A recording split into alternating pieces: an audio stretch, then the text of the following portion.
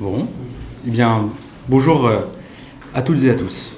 Le jeudi 10 novembre, je me suis rendu à l'émission Touche pas à mon poste pour défendre l'accueil des 234 personnes qui étaient à bord de l'Ocean Viking et que la France s'est honorée à accueillir.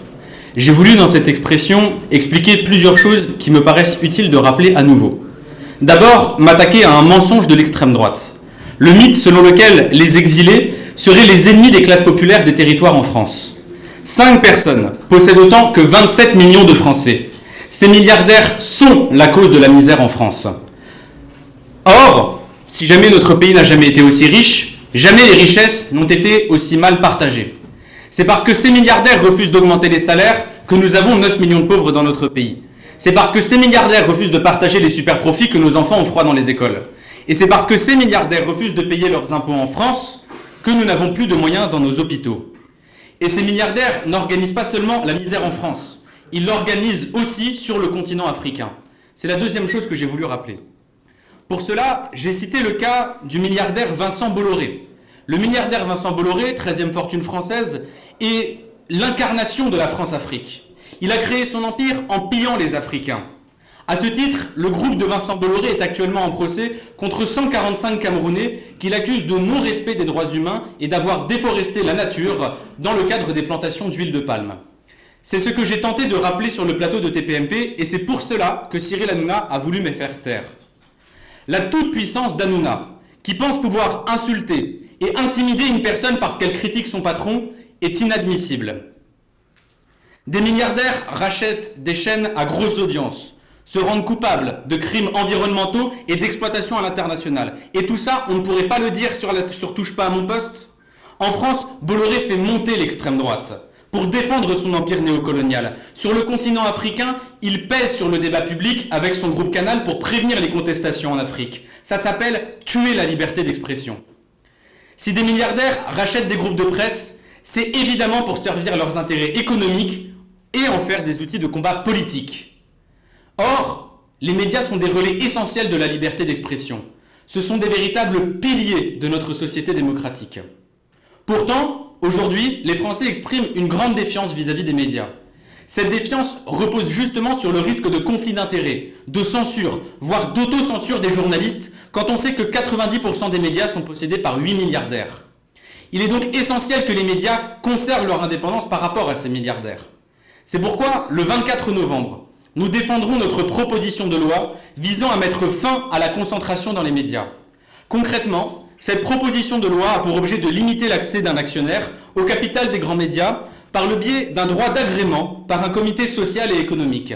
Cette loi a aussi pour but d'interdire toute prise de contrôle de plus de 20% dans les médias significatifs.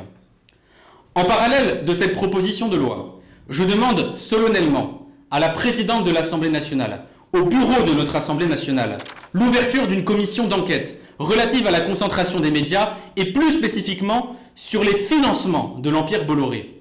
Par ailleurs, je déposerai également une plainte contre Cyril Hanouna. Qu'on soit député ou non, un présentateur n'a pas à insulter quelqu'un en direct pour avoir critiqué le propriétaire de sa chaîne. Or, c'est justement le problème.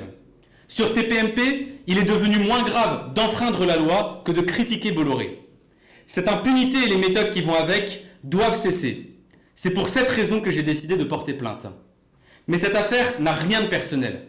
Elle est avant tout politique, car elle est représentative de ce qui se passe dans le système Bolloré. Cyril Hanouna a déclaré a posteriori que cette séquence était la preuve que l'on pouvait tout dire sur cette émission. Eh bien, je le mets au défi. Cyril Hanouna est-il prêt à organiser un débat sur TPMP au sujet des agissements de Bolloré en Afrique? J'attends la réponse. Nous verrons alors si cette émission est encore Touche pas à mon poste ou si elle est devenue Touche pas à mon patron. Voilà, merci à vous.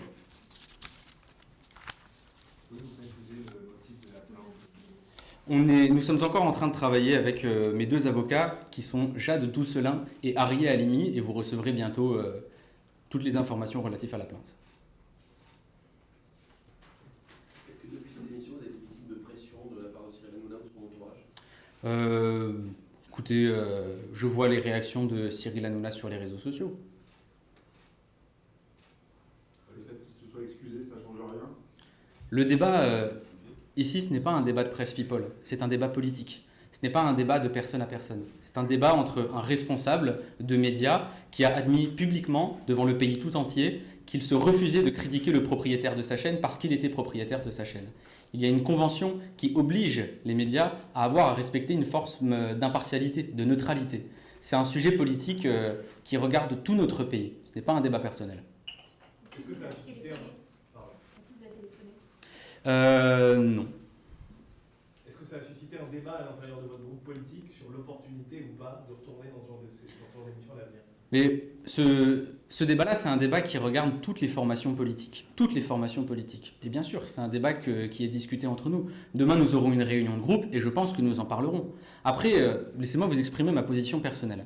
Je pense que les médias appartiennent au peuple. Et qu'aujourd'hui, vous avez 8 milliardaires qui possèdent 90% des médias français. Est-ce que parce que des oligarques nous ont volé des espaces d'expression démocratique, on devrait décider de plus y aller ? Nous, à gauche, c'est dans notre ADN, le fait d'aller dans des endroits qui ne sont pas forcément simples pour essayer d'aller convaincre. C'est pas simple d'aller tracter sur un marché, c'est pas simple d'aller sur un rond-point, c'est pas simple d'aller dans une station essence, mais notre ADN, c'est de tenir tête. Donc parce que les milliardaires ont volé l'espace démocratique au peuple, on devrait décider de ne plus y aller et de tenir tête. On va pas se coucher, parce que c'est la meilleure chose qu'ils attendraient que nous fassions. Et à titre personnel, je pense qu'on doit continuer de leur tenir tête.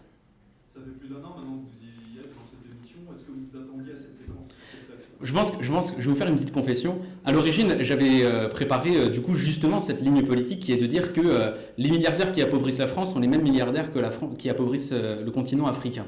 Je savais que certains allaient s'élever contre cela. J'ai cité d'autres personnes et je ne m'attendais absolument pas à avoir une réaction aussi visible. Mais en vérité, tout le monde le savait. Tout le monde le savait que le système médiatique Bolloré influençait à travers tous ces canaux, ces news touchent pas à mon poste, à la fois pour faire monter l'extrême droite, mais aussi pour servir des intérêts politiques et économiques. C'est ce qu'a prouvé Cyril Hanouna en disant « Je ne mords pas la main qui me nourrit ». C'est un problème, vous dites que tout le monde le savait, en même temps, vous avez été payé par Vincent Bolloré, d'autres aussi dans votre groupe, et je crois qu'en fait vous êtes le seul parti dont des membres ont travaillé pour Vincent Bolloré, donc c'est compliqué aujourd'hui de dire on le savait.